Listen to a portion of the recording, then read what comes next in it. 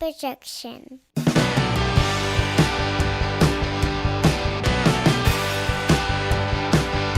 It's Friday morning, and you know what that means. It's time for another episode of the Alabama Slam Podcast. I'm your host, Corey Hanna. What's going on, guys? It's Patrick Akers. And we're going to jump right into some matches. No backstage, no rumors, none of that shit this week. We're going right into it.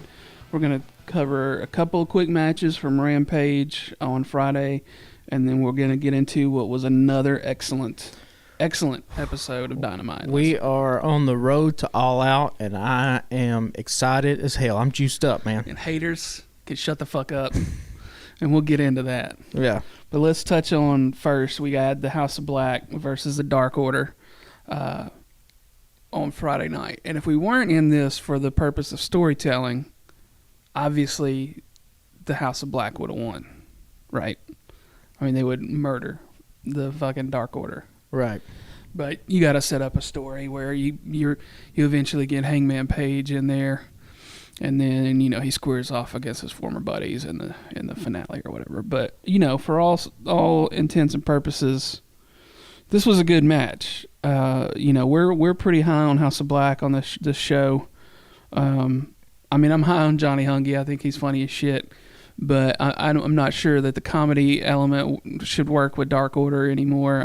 I kind of feel like at some point they got to disband it, but maybe they're just doing it for the memory of Brody Lee at this point. But anyway, that's not what we're going to talk about.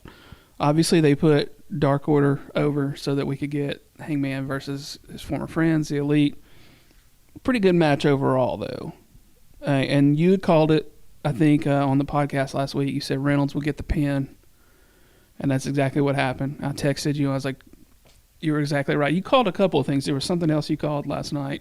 Well, as far as, the Miro stuff, you could just – it's not like – that's the story they're telling, right? You can just see where the tea leaves are going. Right. Miro is not only on a warpath against House of Black, but I guess he's trying to murder God. Is that what he's doing? It kind of sounds like what he's doing. Or is AEW going to pull the trigger on? Were you watching WWE when Vince and Shane McMahon had a match against Shawn Michaels and God, and they put the spotlight? No. Go and look on YouTube if you don't know what I'm talking about. I think it was Vince and Shane versus Shawn Michaels and God, and they did a little spotlight on the apron to symbolize God. So that's every time Miro comes on screen, that's a little thing that I think about. But yeah, Miro's on this warpath, and we predicted Sting and Darby Allin going with it. So, you had to protect House of Black a little bit because, like you said, you can't convince me that Dark Order is a better tag team or a more viable threat than what House of Black is, the way they've been presented. But you have a guy like Miro come in, do the distraction, cost House of Black the win. Now you've spun an angle. They ran with the Preston Vance, skipping ahead a little bit. They ran with the Preston Vance injury angle, which is what kind of we and a lot of people thought they were going to do. So, yeah, I like Johnny Hungy. I like Alex Reynolds. People have called them jobbers. They were in the top 5 in the tag teams just maybe a month ago. Danhausen is a jobber. Yeah. Okay, and he's, like we've talked about on this podcast, he's the most over jobber of all time, and that's going to be his title. He has never been presented as a threat. Johnny Hungy and Alex Reynolds have been presented as threats. Johnny Hungy, he was in the ring with Punk, was he not? Mm-hmm. He's been in the ring with Punk. I think he's been a one-on-one match with Hangman maybe. So, they're an undersized underdog tag team. Underdog doesn't mean jobber. Right. Jobber, Danhausen, the Wingman, Peter Avalon, those guys are jobbers. Dark Order is not. They're just a lower card underdog tag team. And, you can, if you tell the right story, which is what I think they're doing, you can get those guys over and get them engaged in cool story arcs. And obviously you have somebody like Hangman who has the cachet of being a main eventer now fully in their corner. So, yeah, I'm invested in all these guys. I think House of Black and the Miro, Darby and Sting will be pretty cool too. That should be physical. Hopefully everything with Malachi is okay. I don't know if you've been keeping up with some of his social media stuff, but I guess he's been dealing with a pretty debilitating back injury that he thought might have to cause him to retire. Oh, no. Yes, he was posting that. There's some people that are saying he might leave AEW and go back to WWE. Who knows? Why? Who knows? Get buried over there? Well, it's just, it's all hope and optimism over there, and everything in AEW is on fire, right? So, and not in the good way, like in the gif of that dog that sits in the kitchen table. This is fine, yeah. That's what the grand narratives out there have been. So, I mean, you also got people coming out like and squashing that too. Like FTR was like, "Hey, nobody backstage hates Punk except for the people that are fucking jealous and the people that have always hated Punk. They're like, everything's fine." I mean, I saw that headline yesterday. Yeah, and I mean, not to get it derailed in the backstage stuff. People have egos. Anybody, if your workplace, wherever you work at, has egos, there's hierarchies. People don't like other kind of people. It doesn't mean that you can't do good work. And I mean, this has happened in pro wrestling for forever. Right. So we just didn't have this much access to it. Right. You didn't have Twitter, and everything was so instant. And kayfabe is dead. That's a big part of it too.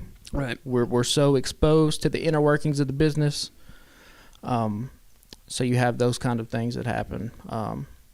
But yeah, good match on Rampage. A couple good matches on Rampage. Yeah, I mean, let's get into the Claudio versus Dustin Rhodes match. Dustin can still go for a dude that's in his 50s. I mean, those fucking rolling power slams that he does look like they hurt. I mean, it's such good technique. He's got that nickname, The Natural, for a reason. Always been kind of an underrated guy. I don't think he was ever going to be a main eventer. He obviously was in the shadow of his father. He was probably never going to be what his father was. Dusty had just a natural charisma about him that I don't think either one of his sons have. I think Cody probably has a different type of charisma.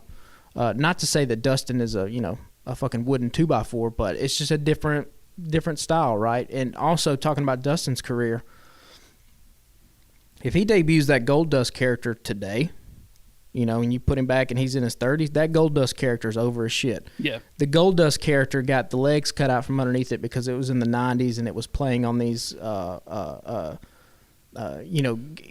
gay kind of stereotypes. He was kind of androgynous, and people got pissed off because it was the 90s, and so they completely cut the legs out from underneath the gimmick. If he does that character, I mean, you want to talk about groundbreaking gimmicks.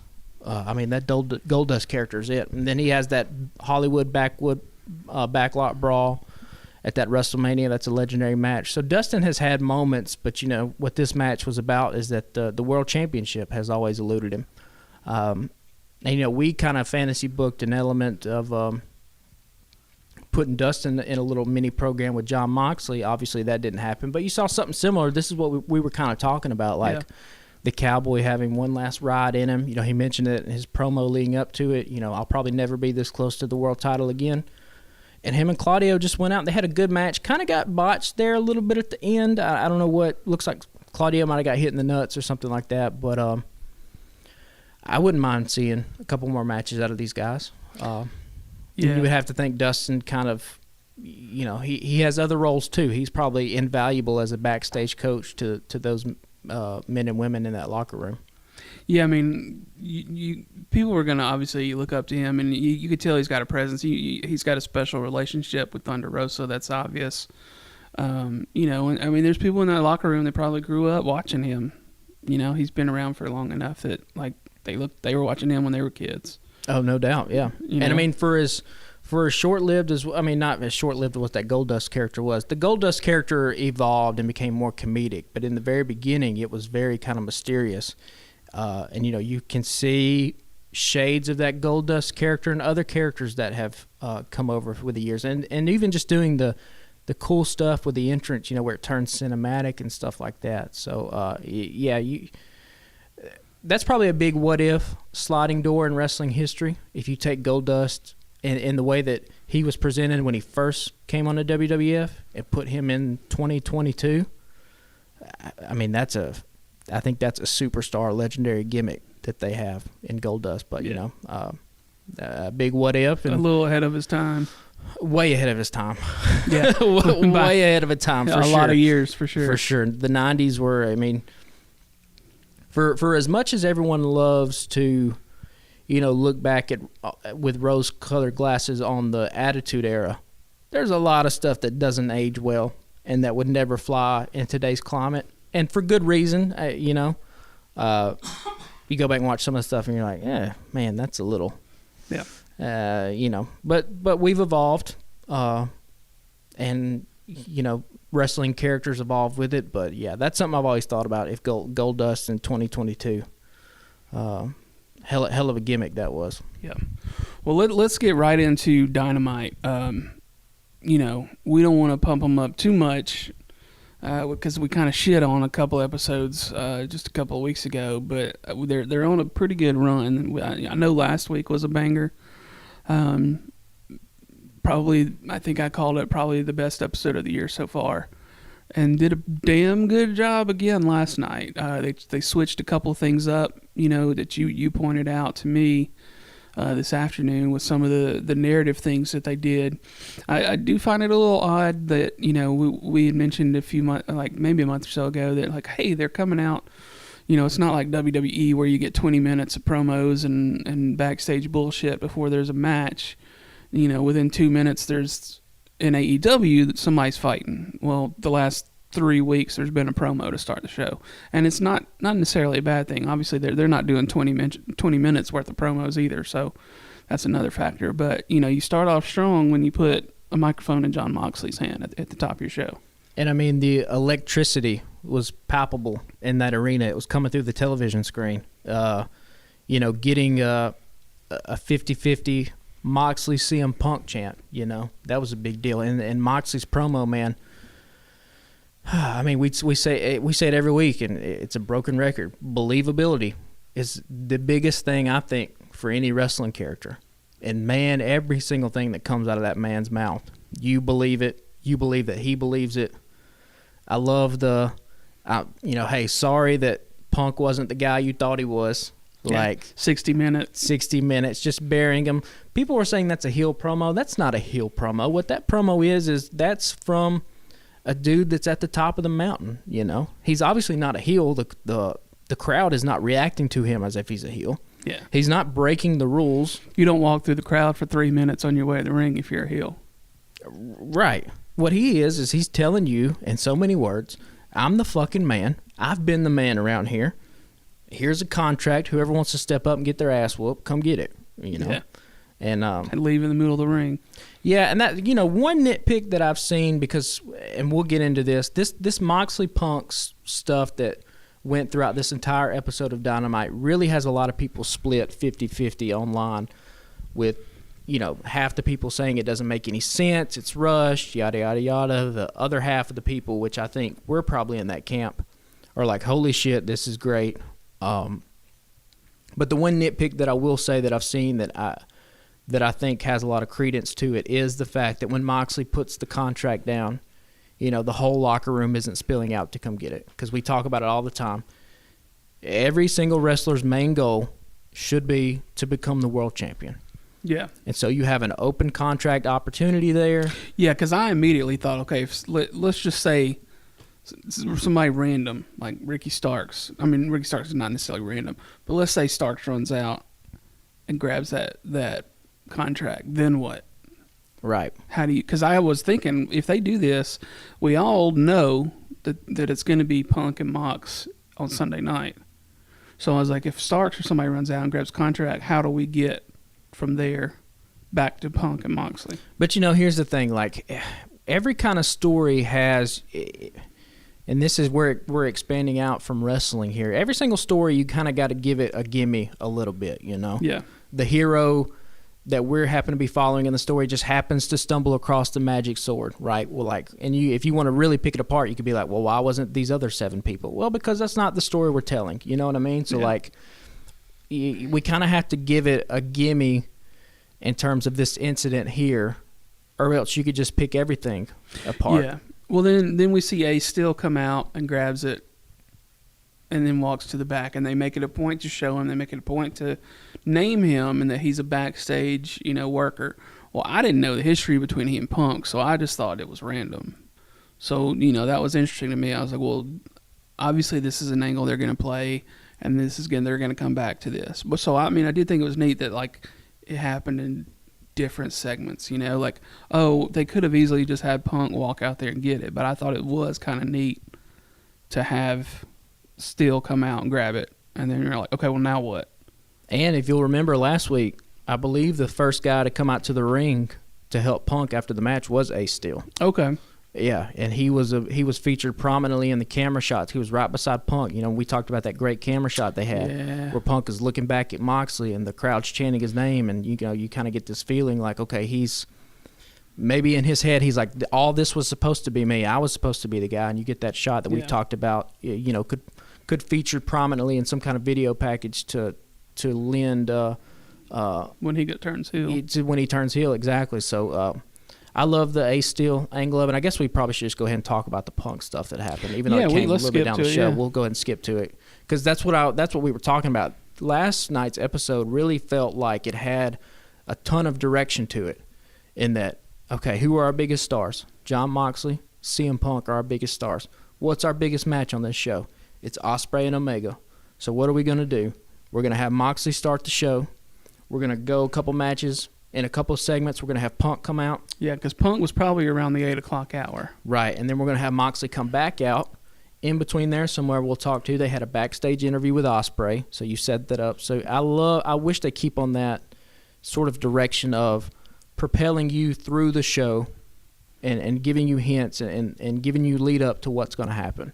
But yeah, Punk comes out a little bit later in the show and he's looking distraught, and he is looking like a little defeated, which he should be. He was talking about how he felt like he let all the fans down. Maybe he came back too soon.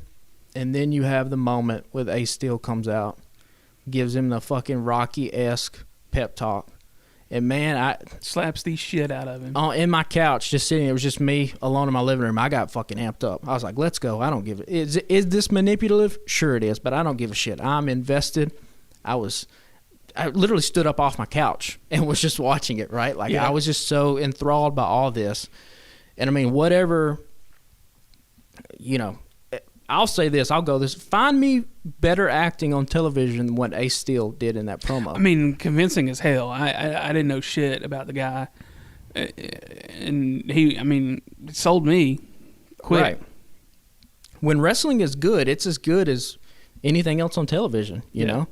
And we got a unbleeped F-bomb, which is funny considering, you know, the reports coming out of Warner wanting AEW to tone down the language. And then literally the next week, there's a fuck right in the middle of it. Yeah. But it was convincing as hell, man. I love the line, like, if you forgot who you are, like, listen to these people. Let these people tell you. And I'm like, it's in Chicago, so you're going to get that. I love the Punk going up there, going back through the crowd. Signing the contract. The contract. Because to me, like we've talked about, I think both of us feel like there's probably a Punk heel turn coming at some point, probably Sunday. And so, what a great send-off to Punk as a babyface, being with his people, and then the dagger in the heart's going to go even deeper come Sunday if they do what we think they might do, which is you turn Punk heel. And I was telling you before we started rolling, if I can just put on my conspiracy theory little tinfoil aluminum hat here. You know, we don't often talk about wrestlers and wrestling being an art form. But these guys are artists. And you have a lot of these guys, I think somebody like Punk, who thinks probably quite deeply about his character and the stories that he's involved in. I'm not saying this was his main motivation, but what I'm saying is in that 7-year absence when your mind starts turning about possible things, like if I came back to wrestling, what would I want to try to do? This is me speculating from a million miles away. I think one of CM Punk's big goals when he came back to wrestling was, can I get 15, 16,000 people in an arena in Chicago to boo me out of the building? Right. Because if you think about it, that is the only thing in his career he's never been able to do. Even when he was a heel, when they went to Chicago, those fans chanted his names. And I think, I brought the analogy to you, prior to 1982, Bruce Springsteen was the biggest fucking rock star in the world, right? Selling out grand tours all over the world. What does he do in 82? He gets a guitar, He goes in his garage. He makes bleak-ass, sad-ass, depressing Nebraska. And it's a complete 180 from what he was doing, right? The Stadium Rock. I think CM Punk is a little bit like that. I think he's kind of got the itch, like, if I could pull this off, holy shit, like, do I have enough in me as a professional wrestling artist? Like, can I get these people to hate me when they've loved me for so long? I think that's a main motivation, and if they pull the trigger on that and he accomplishes it. Let him be a heel for a year, and then they'll put All Out back in Chicago next September. Yeah, because obviously you can't make Punk a heel when he comes back, right? He's been gone for 7 years. This is the hero that's returning. People are going to love him. Yeah, you've had a year to have Punk as Punk, right? But think about every single program he's had. They've all been baby faces. Even the one guy in MJF, who I think we didn't have this podcast when the MJF CM Punk stuff was going on.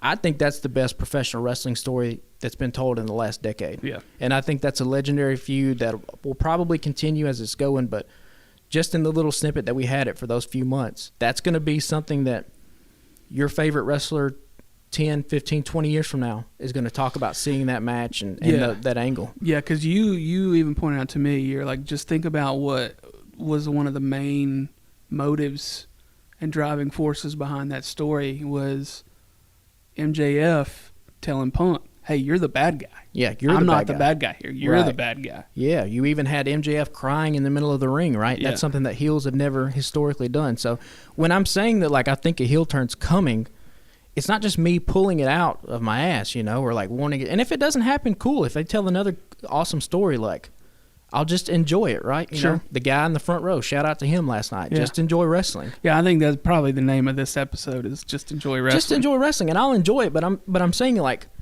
I think this is a deeper level of a story than what we're used to seeing in pro wrestling. Pro wrestling used to have operated on this very surface level of narrative, right? And I think what is happening with all these people that are like, oh, I don't like this, the backstage stuff is too much, yada, yada. I think there's experimentation happening. And there are guys who, because they're not on the road constantly in AEW, making the towns every single night, you can kind of think about your character a little bit more. And you can kind of have these deep sort of discussions that they're probably having with Tony Khan and amongst themselves about really trying to do something different and do something groundbreaking. And, you keep hearing things floated out there. JR in an interview was like, man, come all out. Like, people are going to really be surprised by what we do. Like, I think something big is cooking. Yeah. And if you just read the tea leaves, go all the way back. Like, let's take the CM Punk Eddie Kingston feud, for example. If you had no kind of context about what CM Punk was at all, and you were just making a judgment based off the two guys in that ring at that time, CM Punk is obviously the heel. No question about it, right? Like, if you take everything out, CM Punk, MJF, right? You just talk about those two guys in that one little feud.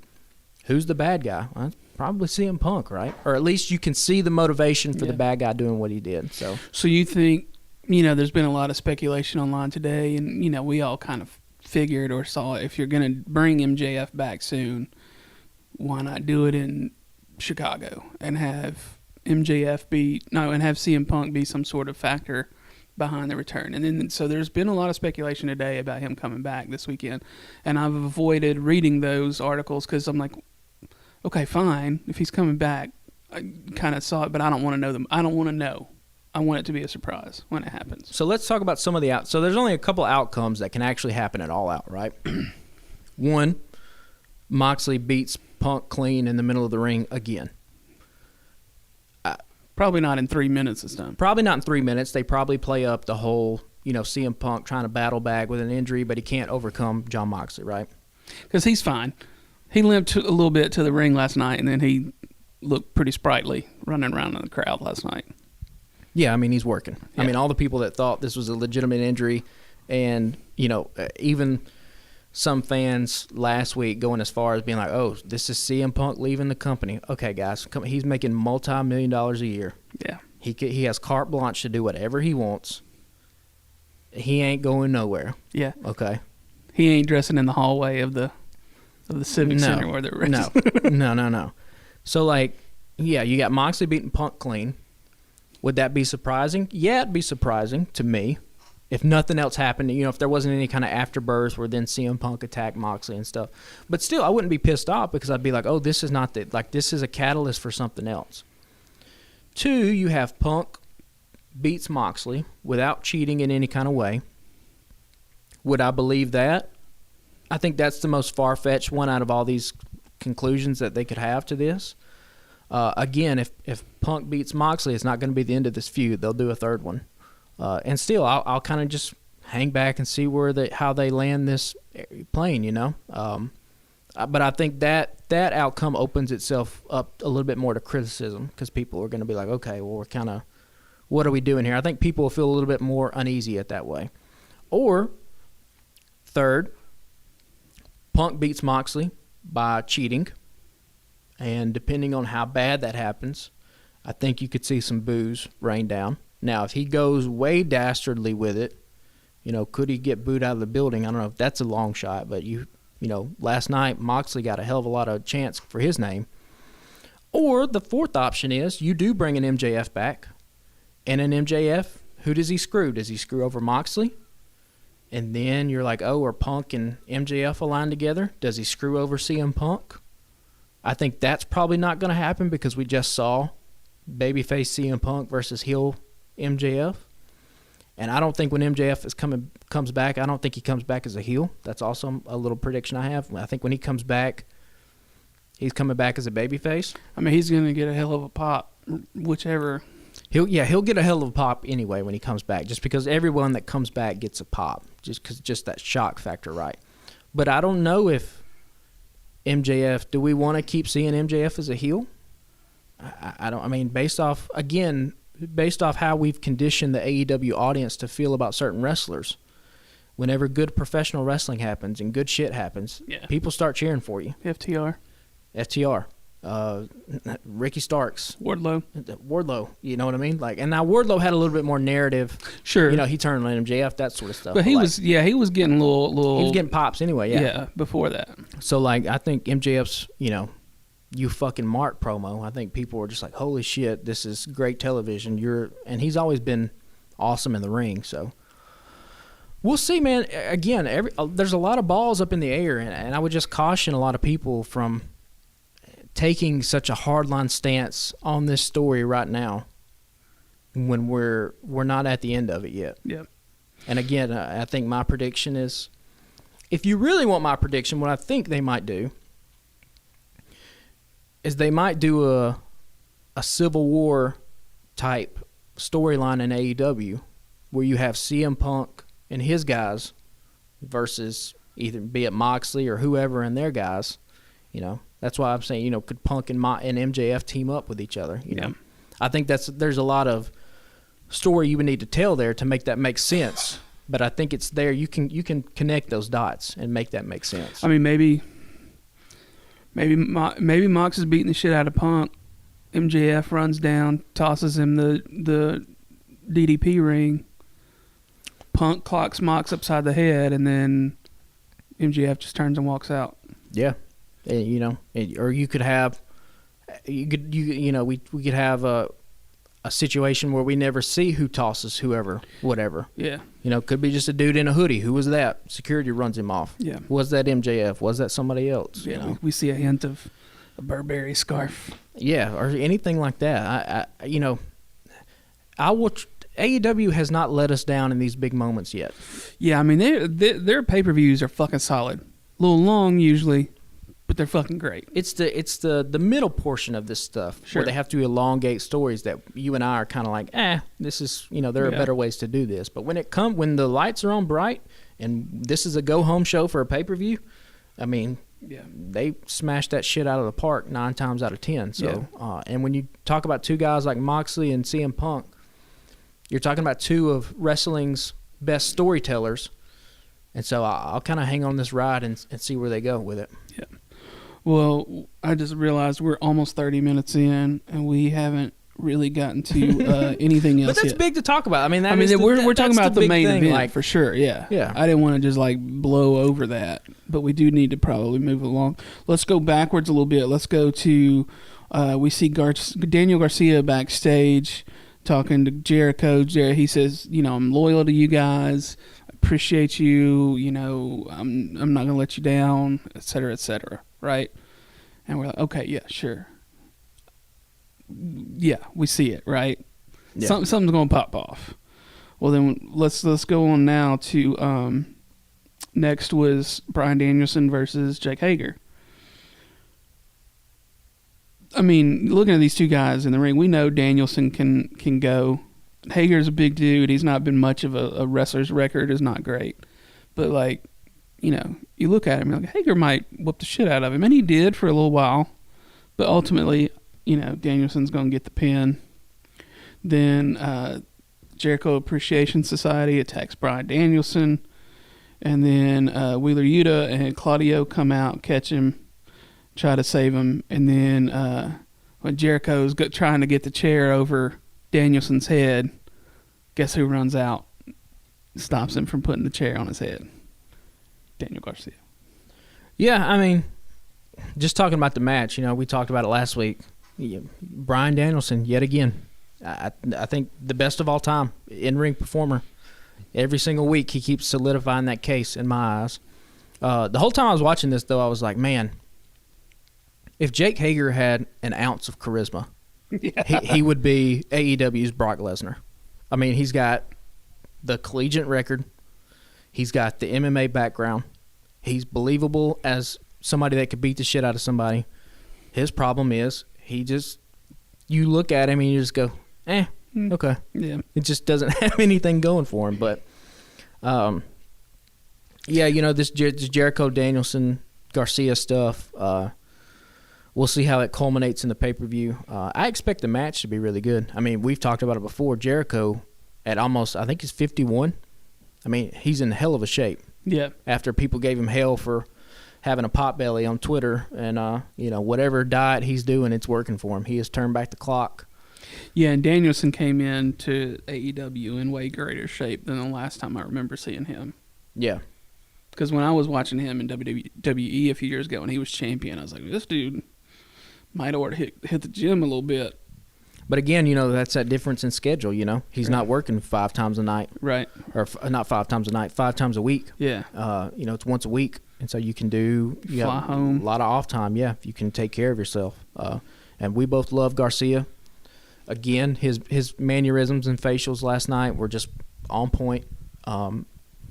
He's just good, man, and I'm invested in this story too. We'll see how it goes. I still think that probably Garcia needs to strike out on his own at the end of this. Yeah, I figure that's where it's headed. Right? I think so too, yeah. I think so. Something's going to happen because, Danielson's not completely in the right on this. You could tell he's nudging Garcia a little bit, Well, he still comes out of the heel tunnel, Yeah.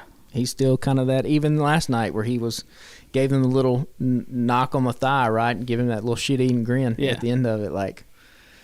It's just great stuff, man. Yeah, I figure that's what's going to happen. It's like Garcia's outshining the rest of the JAS, so they can't necessarily have him back in Jericho every week now, right? You got to put him on his own. Yeah. And what do we call this? The divorce match for All Out. The divorce parents, yeah. Divorce parents. The custody of Garcia, we're fighting for it. Yeah. So next up, we had they're trying or wanted to obviously establish Wingman Wednesday. That was pretty brief, and then Morrissey came back out again, but with a little twist, and that Stokely very quickly followed him out, and Stokely handed him a card. We had only seen Morrissey once before, about, 2 or 3 months ago? Yeah, I believe if I remember correctly, he was the hired hand for MJF against Wardlow. Was that right? Yeah, that sounds right. I think that was right. So, whatever Stokely is cooking here, they now have their massive heater. Yeah. And, kudos to Morrissey, man. He was big cast in WWE. He's had his struggles with addiction have been well documented. He's been very open about that in interviews and stuff. And he has turned his life around. And, I mean, my God, he looks like a fucking monster. Yeah. He never had – if he had that physique in WWE, he'd have been the fucking world champion at 6 months. Vince would have been like, my God, this fucking kid, So, he looks massive, and I hope that we haven't got a Morrissey as all elite graphic yet, so we don't know what his contract looks like. Yeah. You got to figure though, if Stokely's handed him a card, they've got some plans. Yeah, I mean, yeah.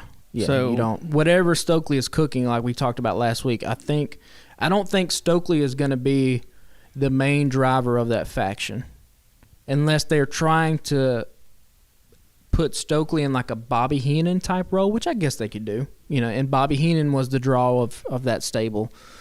I still think it's going to be anchored by a main eventer, whether that's MJF, whether it's Punk, whether it's somebody else that hasn't debuted yet. And so I guess Morrissey will then go off television until he comes back, because Ethan Page got the card, went off television. Gun Club got the card, went off television. Moriarty, he's gone from television. Do they debut something at All Out this Sunday? Who knows? You gotta figure. That's what I texted Eddie last night. Shout out Eddie Forsyth every week. I figure we see MJF. I figure we get the culmination of whatever Stokely's working on. Probably all pops off on Sunday. Again, too, this is something we haven't talked about. I'll mention it real quick. Dave Meltzer talked about a couple weeks ago. These TV deals, the contract talks are about to start happening. And he mentioned September is a really big month for him. So I think you're going to see AEW push a lot of their chips to the front center of the table and try to get that big bag from Warner Media. It's going to be ripe opportunity for it. Come right off of pay-per-view so at the first of the month. And if it's all hands on deck, that means, you also need Maxwell Jacob Friedman to come in at some point this month. So what better time? Yep. So we see Dark Order backstage. We see, Preston Vance is hurt. I think you would theorize that they would maybe have a match this week, and then Evil Uno would be hurt probably, right? Yeah. And then they would bring in Hangman, but they just skipped that and brought Hangman in last night. Yeah.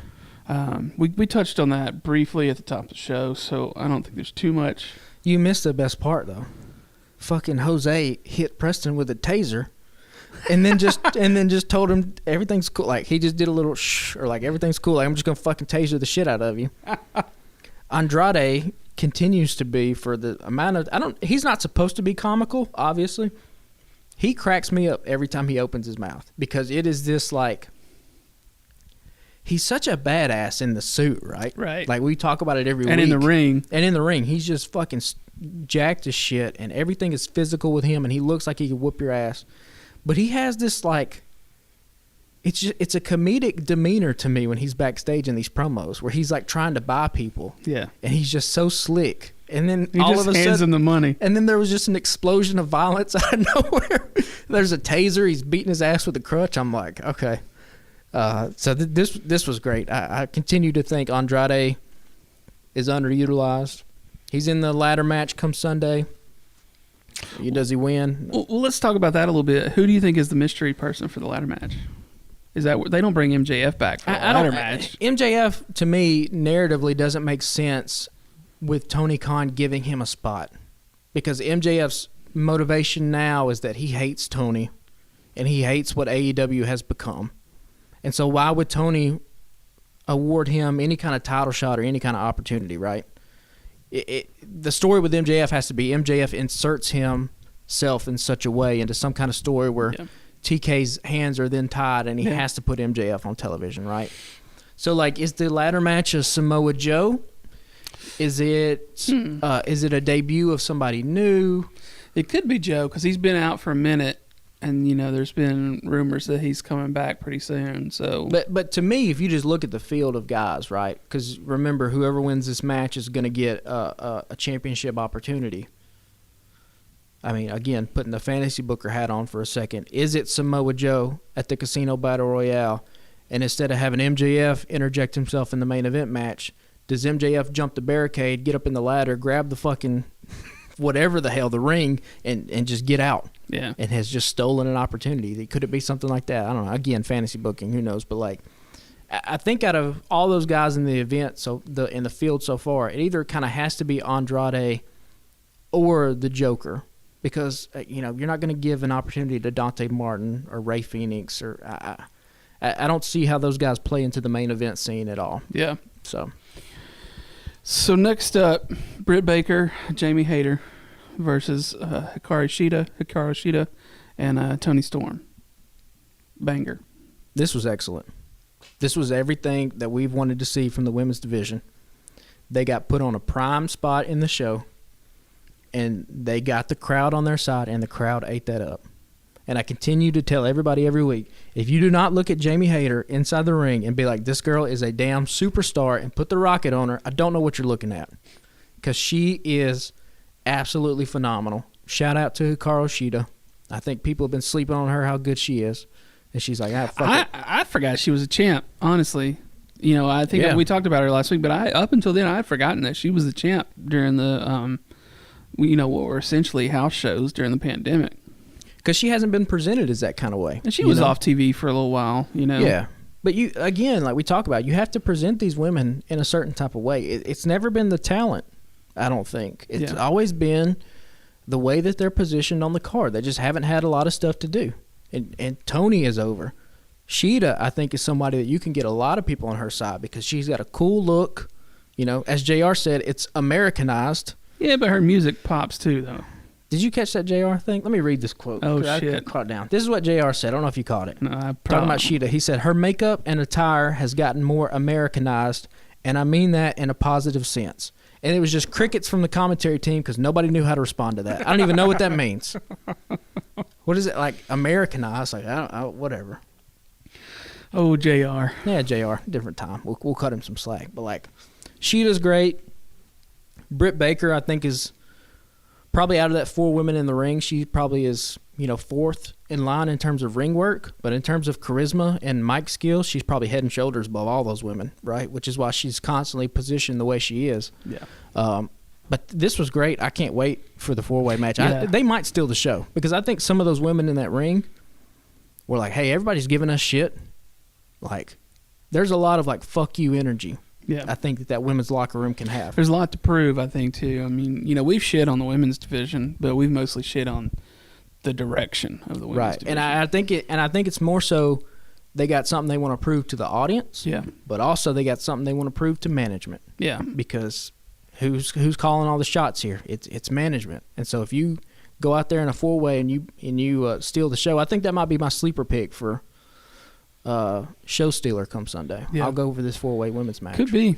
I think they got something to prove out there. So next up, we had Jim Ross with Christian Cage and Jungle Boy.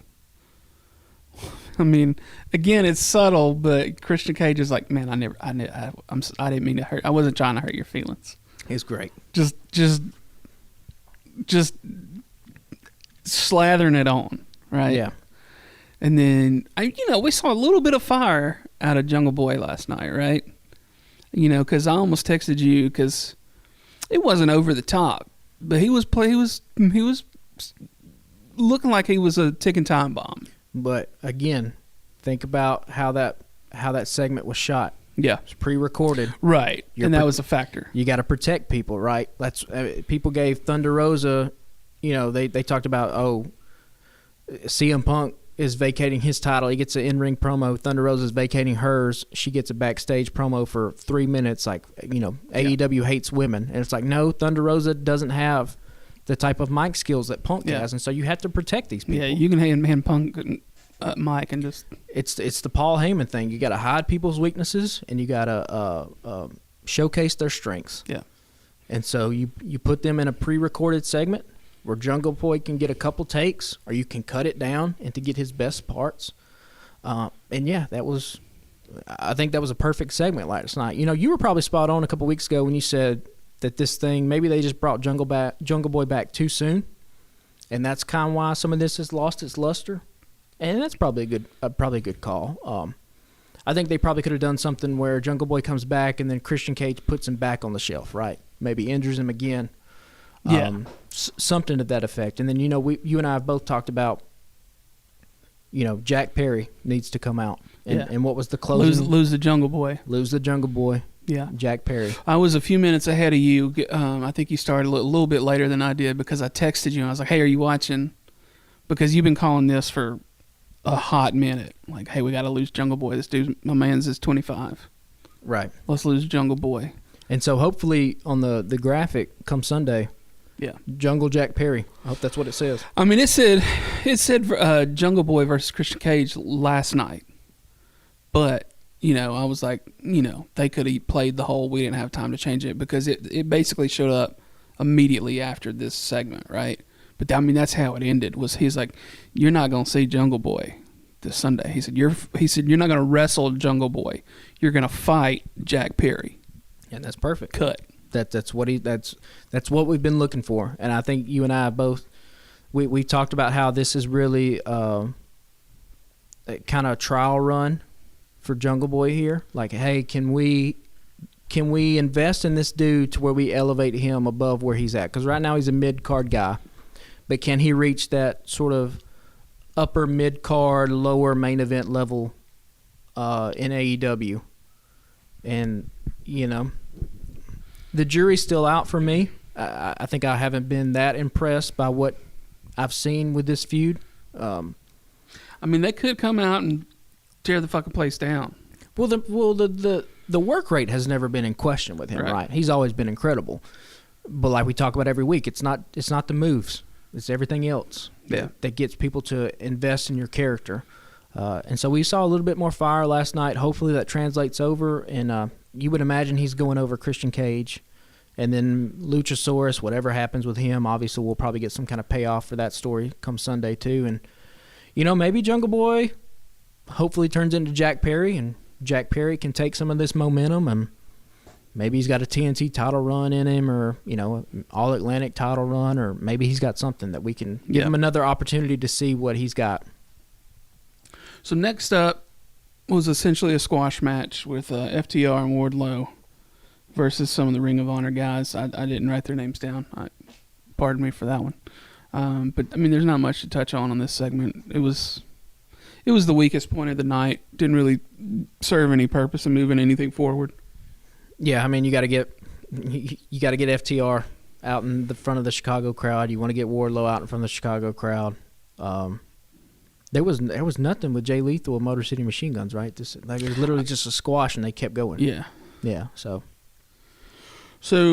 then I wrote down that we had Moxley again because we talked about Punk coming back out earlier, but we didn't talk about Mox did come out that one more time right before Dante versus Roosh versus Phoenix versus Yuta.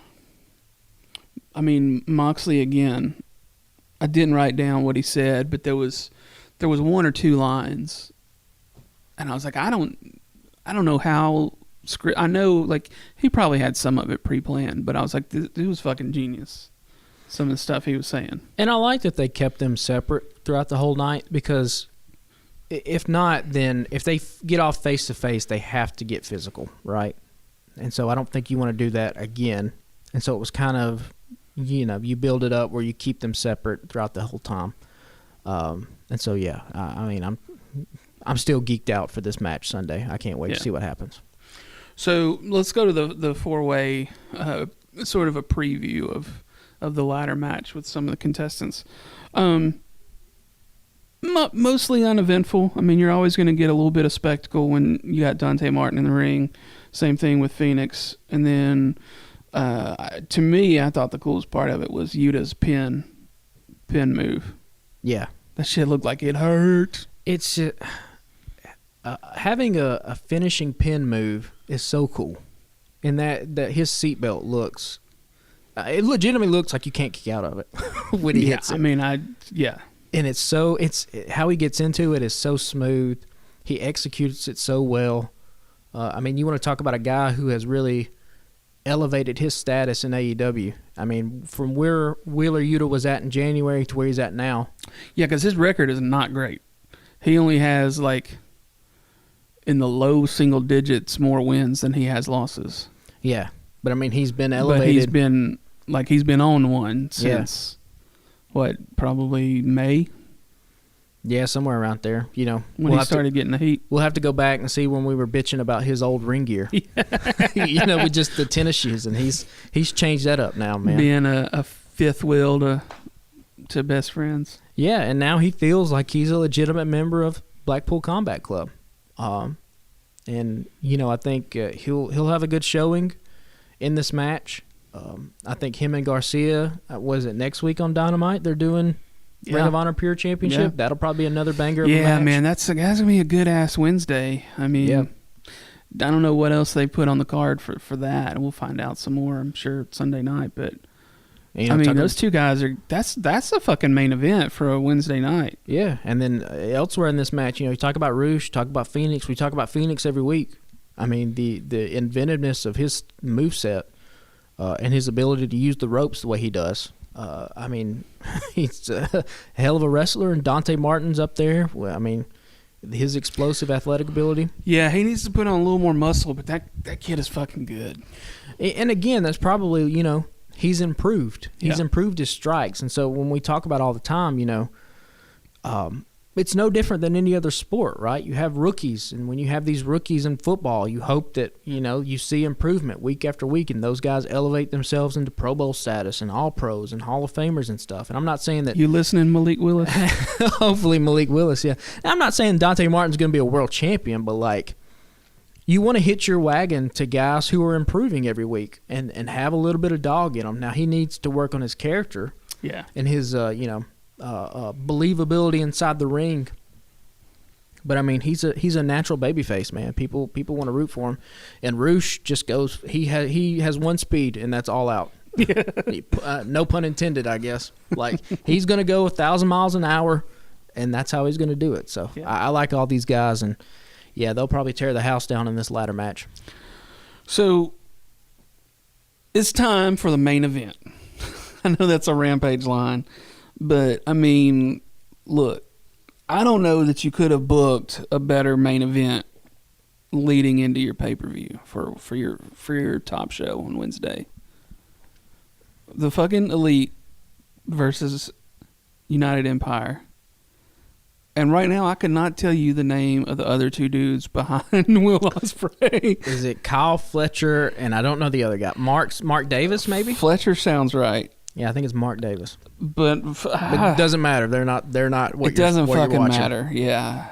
I mean, it's Will Ospreay's team. You wanna hear my notes that I wrote down during this match? Yeah. They're very elaborate. I just wrote ... my God. That's all I wrote. I mean, yeah, what else do you say? I know we're a podcast and we're supposed to be talking and breaking it down, but he's incredible. Yeah. Will Ospreay is incredible. Yeah.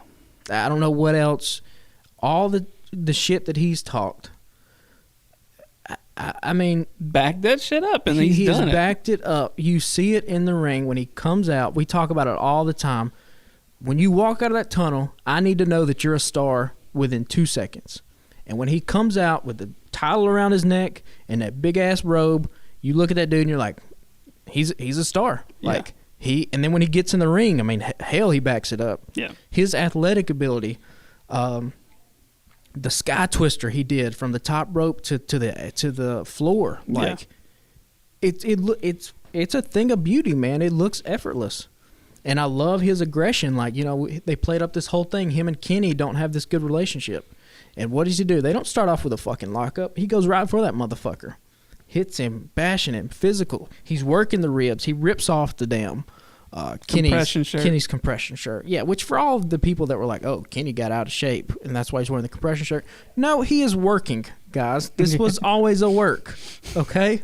It is storytelling. I don't think Kenny looks out of shape either, for whatever that's worth. No, he doesn't look out. He was never out of shape. He's not coming back if he looks out of shape. Kenny was never the most fucking ripped dude in the ring anyway. But Kenny he was jacked. But I mean, Kenny didn't look out of shape either, though. Yeah, he was jacked. I mean, he looked jacked. Yeah. When he came out with the compression shirt last week, I was like, oh, he's still in phenomenal shape. He's not coming back. The reason they're doing this trios tournament now, and the reason they put off the Young Bucks versus FTR tag match, was because Kenny was back and in shape. If Kenny was out of shape, he wouldn't be wearing a fucking compression shirt that squeezes your skin. He'd be wearing a fucking T-shirt. And he wouldn't be on television. Right. They just wouldn't have done this at this point, Right. But anyway, yeah, Kenny and Ospreay, give me more. Give me as much as you want. If they're going to set this thing up for Wrestle Kingdom in January in New Japan, and Kenny goes over there Like, I'll buy that pay-per-view. Yeah, I mean that's a no-brainer. And the move, what was it? Was it Nick Jackson? Looked like he tried to monkey flip Ospreay, and Ospreay took him off the ropes, and then they turned it into a Canadian destroyer. Yeah. Like, I mean, 5 stars. Yeah. All the way. And then fucking Ospreay hit Kenny with the knee. Yeah. I mean, there was so much about it. But, like, that's what AEW can do. These guys can go 1,000 miles an hour because they don't have to be in fucking Boise, Idaho on Saturday. You know what I mean? And doing these house shows. Like, these WWE guys, it's not that they can't do this style. It's just that if you do that style 4 times a week, you will literally kill yourself. Yeah. You can't do it. Yeah, Darby Allin doesn't exist in WWE world. No, but like Ospreay and Omega and these guys are doing it one night a week. And so for that one night, you're going to go balls out. And you can wrestle this kind of high impact, fast paced style. And you can present a product that's different from what the competition's doing. Yeah, Ospreay tweeted this morning that he's done with AEW for the immediate future or whatever. Can I say this too? Yeah. You know, Tony Khan bitched last week. It came out. He was bitching about WWE, you know, quote unquote, tampering with his talent, right? If I'm Tony Khan, last night I sat down with Ospreay and I looked him in his eyes and I said, when your contract runs out, you come to me. I will pay you whatever they're paying you. I'll double it. Yeah, quit fucking around and come play in America. And come over here. I'd tamper the shit out of it for Will Ospreay. Yeah. And whatever, you know, rules for thee, not rules for me. That's how I play by this shit. You know what I mean? I got a business I'm trying to run, and I need Will Ospreay on television every single week here in America. Yeah, I don't think this is the last we see of he and Omega. You know, he said he's done with AEW. That doesn't mean that Kenny ain't going to New Japan. And if Kenny goes to New Japan and Wrestle Kingdom, I think if I'm TK, I'm like, hey, maybe we let Ospreay go over. You know, you want to keep that relationship with New Japan. So, you know, scratch my back, I'll scratch yours type of thing. And Kenny can take a loss in a singles match against Will Ospreay in Japan, right? Because, I mean, let's be honest, like, there's going to be some diehards that'll watch it, but most people won't ever fucking know unless they happen to bring it up on Dynamite. Right. And be like, Kenny went to New Japan, wrestled in Wrestle Kingdom, and got beat. Most people aren't going to fucking know that. But then, like, again, you know, these working relationships, these politics are so important. You know, or do we kick this thing all the way down to Forbidden Door 2? And do we do Forbidden Door 2 in Japan? Yeah. That'd be kind of they've cool. already said they're doing another Forbidden Door next year. So yeah, and, you know, we've talked about, we like the fact that AEW has this sort of global influence where, like, even you saw last night, Sheeta having a new title. I like that because it makes it seem like these athletes are, you know, when you're watching AEW, you literally are watching the best of the best around the world compete against each other. Yeah. You know, and I'm sure people will probably bitch about that. Oh, another title in AEW. Well, I mean, she's not defending it, so like it's cool for them to have, I think. Well, if I were a smart man, I would have made a list of all the matches so we could kind of go run down and give our predictions. But I didn't fucking do that. So let's just kind of, as we think about it, who do you think? We'll start coming up with some. Who do you think's going over?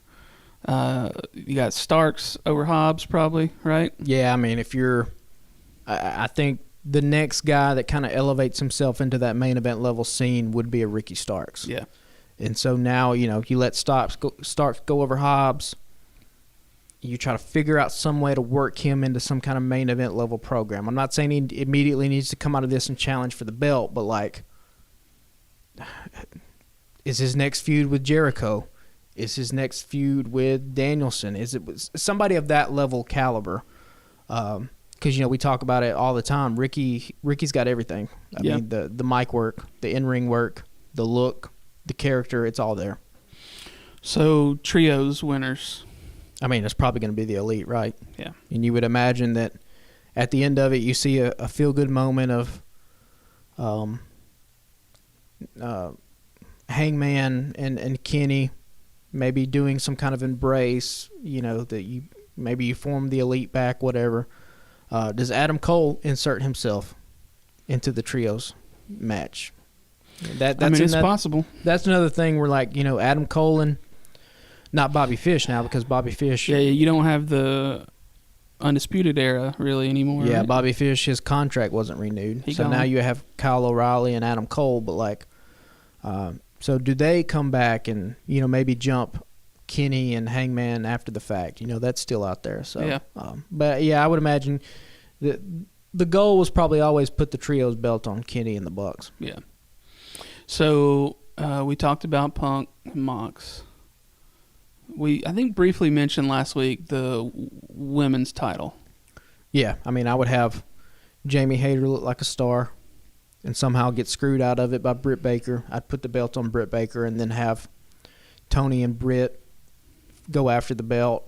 Hayter cost Britt the title in the same way that Britt cost Hayter the title, and now you've spun it off. You've broken up Britt and Hayter into a feud, and now you got Tony and Thunder Rosa that can go back and forth. Yeah. Unless I kind of feel like they'll put it on Tony. It's just some intuition I got, but I don't know why. they probably will. And I wouldn't be mad at that either. You get the feel good moment of Tony being the champion. Yeah. I just think if you're trying to get to Tony and Thunder anyway, because we know that's going to happen. Whoever wins this belt eventually is going to face Thunder to unify the belts. Why not try to get a couple stories out of this feud, right? Why not try to spin and try to get some other women's angles that's going? probably the smart thing, and keep moving this women's division a little forward. Yeah, because at some point you have to split off Britt Baker and Jamie Hayter. Yeah. It has to happen. Yeah. So Danielson versus Garcia. Or Danielson versus Jericho. I could see Jericho winning, honestly. Yeah. I think they'll go Danielson. I don't know.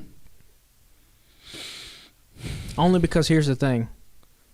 Danielson got the ups on Jericho last night. And so if you go by logic, whoever on the go-home show is looking up at the lights, they're usually the one that goes over at the pay-per-view. True. So. Let's see. What else do we have? Swerve and the Acclaimed. Yeah. Probably Swerve and Our Glory. Yeah. Although, if you wanted to split them up, I'm not mad at it. Yeah, I feel like they were sort of a go between title reign anyway, right? Everyone thought this was going to be FTR and the Bucks, right? So this FTR thing is still dangling out here, where they still don't have these AEW tag team titles.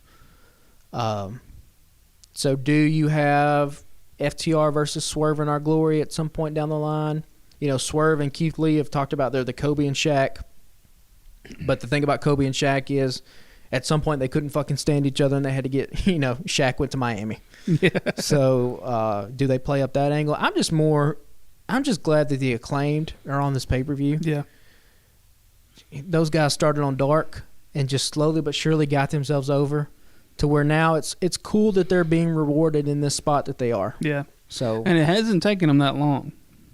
And it's good motivation for some of these other guys and women that are on the roster that are like, hey, I'm only on Dark. But, like, if I hit, like, I have the opportunity here to make something of it. And if I can connect with the fans on something that I do, be it either with my ring work or with some kind of gimmick or character trait that I have, I will be rewarded. Tony and management will reward you with a big-time spot. They did the same thing for Ricky Starks. Yeah. Look at where Ricky's at. So I'm just happy for the Acclaimed, and I don't see them going over Swerve and Our Glory, but you never know. They could do something cool here. So probably Jack Perry over Christian Cage. Yeah, you'd have to, I think. Jungle Jack Perry, yeah. I know there's several more matches, but I'll be damned if I can think of any more of them off the top of my head. We got Kingston and Ishii on the in the pre-card. Pre-card, yeah. Yeah. That'll probably be just a 10-minute chop fest, and Kingston will go Casino Battle Royale. I think we gave our prediction already, either Andrade or whoever the Joker is. Yeah. I think they added is Hook and somebody for the pre-card? Angelo Parker. Yeah.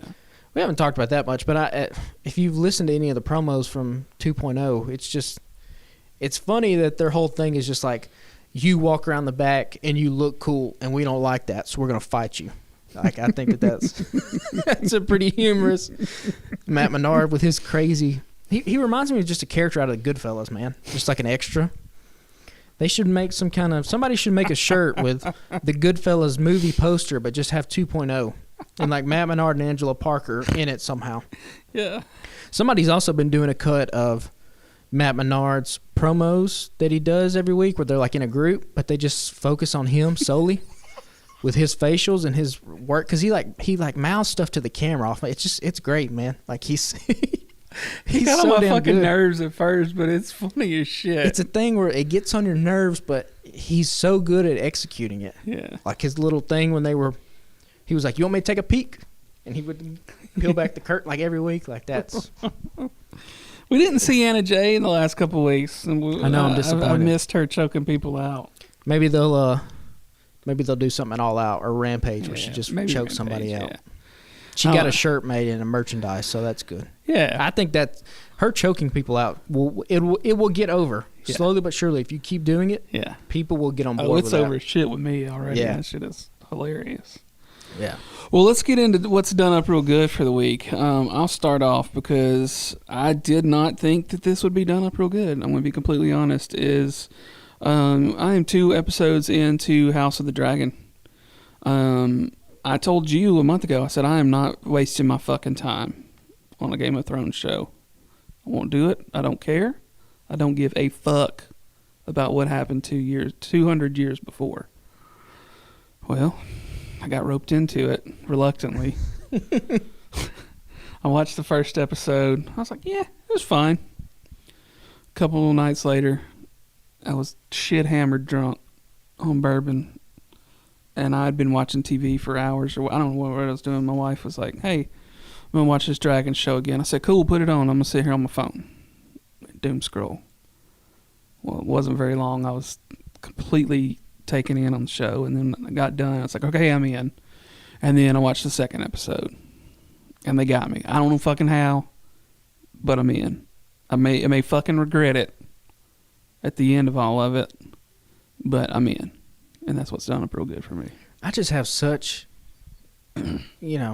not to make light of this because this is a serious thing, but I have such PTSD when it comes to the damn Game of Thrones. It was so bad. You could tell that they were mailing this thing in for after we have built this whole thing up, right? Yeah. And they just mail it in that final season. Yeah.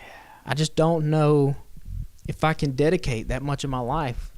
It was every Sunday. It was appointment viewing. Yeah. We went to a friend's house. This was before we had kids, so we could do things like that. You could do shit on like that, yeah. On a Sunday, you can go hang out at somebody's house and do all that stuff. But, like, that's what we did for those last episodes or that last season. I'm like, I don't want to bring myself to do this again. This is the relationship where you know it's toxic and you break up and then that person is back on your doorstep again and you're like, I know I shouldn't do this. I didn't think that many fucking people would watch the show. But the numbers were pretty fucking big. Well, it was the biggest debut that HBO had, right? Yeah, and I was like, are you fucking serious? Again, they're roping in. People, they only remember the good times, right? That's what it is. It's with anything. That's all nostalgia is, right? Yeah. Nostalgia is you only remember the good times. You never remember any of the bad. And, like, for 7 seasons, Game of Thrones was A+++++. Yeah. And so now that Benioff and Wise, I don't think they have anything to do with this new show. No. And I think George R.R. Martin is, like, actively involved in the show.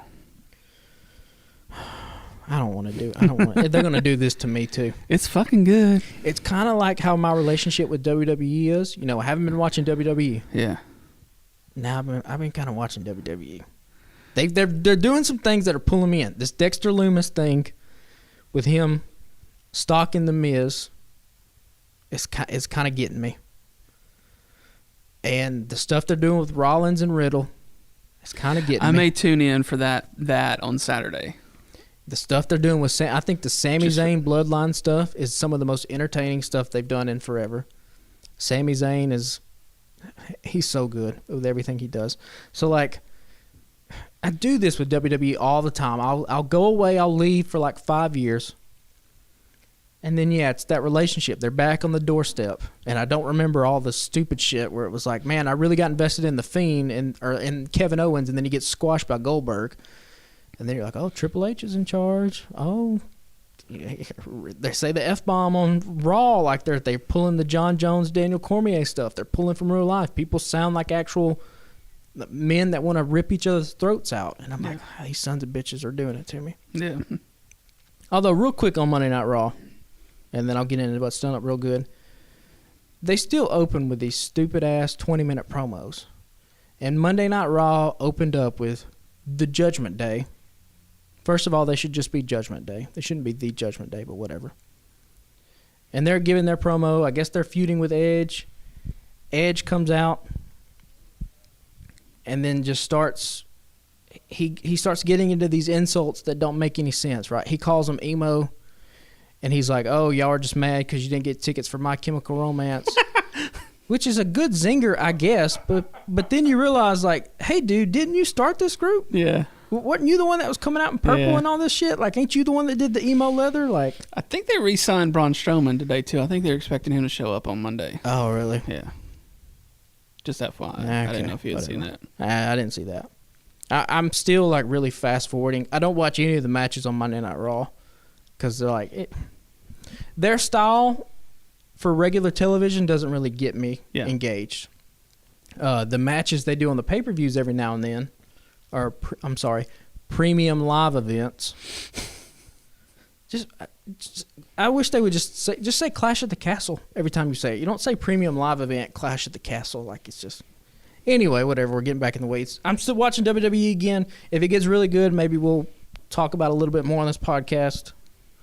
I'm hoping that maybe they do something with Drew McIntyre and he wins against Roman Reigns. People like Roman Reigns. I mean, whatever. What time does that kick off? Did you? I think noon. Okay. Right in the middle of college football. Yeah. But anyway, my done up real good is the new John Moreland record. I don't know if listeners are familiar with John Moreland. I know you're a big fan of Moreland. I wouldn't say a big fan. I really like some of his stuff. It's not a thing I listen to very often, but when I do, I'm all in on it. I think a good characterization of John Moreland is he's your favorite artist's favorite artist. Yeah. Probably is a good way to put it. Yeah. And his new record is really good. And if you don't know, it's singer-songwriter, Americana type stuff. His last two records, though, he's been playing with some synth pads and some ambient effects and some electronic elements, and he's kind of meshing this style, kind of like a Bon Iver. I don't know if you, Bon Iver, that kind of guy. So it's just good, and I mean, the songwriting is top notch, as always. Yeah, I mean, what little I do know about Moreland is, years ago I had played in a band. I quit. I rejoined the band a few years later, and when I rejoined the band was around the time, I forget which record it was on at this point, but he had a song called Nobody Gives a Damn About Songs Anymore. Yeah. And I was like, let's take this song and let's turn it into a louder rock song, right? Yeah. And I thought I had him convinced. And we played mostly originals. We played a cover every now and then we'd play a cover or two. And then, like a year later, Sadler Vaden covered it and put it on one of his records. And fucking killed it, because of course it's Sadler Vaden. He's gonna do that shit. Yeah. So yeah, when you say it's your favorite songwriter, I mean, Sadler's a gunslinger and Jason Isbell in the 400 unit, and you got dudes like him covering John Moreland on their record. Yeah. So yeah, the new record's great. Generational Dust, I think, is my favorite song off of it.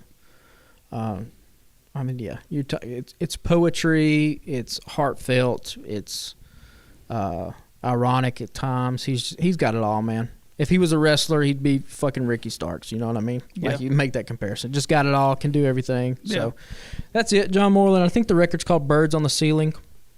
So yeah, check it out. Yeah, man. Well, now's the time in the show where you probably turn it off, but we will ask you to stick around another couple minutes and hear us out, man. We are on Instagram and Twitter at Alabama Slam Pod. We are on Facebook under our main network site at the Alabama Take. TheAlabamaTake.com is a little small network of writers and podcasters founded by Blaine Duncan and T.D. Wood and alumnus of the network, Caleb Johnson, Cr.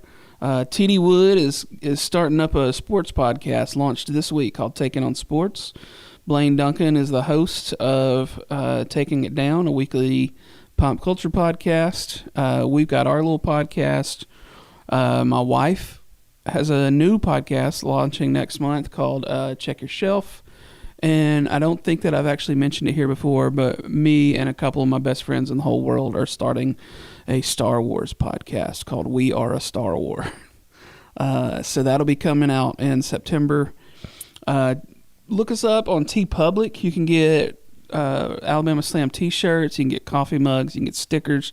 You can also get them for the Alabama Take. And any of the profits or proceeds or whatever you want to call it, they're made from those shirts goes back into the website and keeping the website maintained at thealabamatake.com. So we'd appreciate it.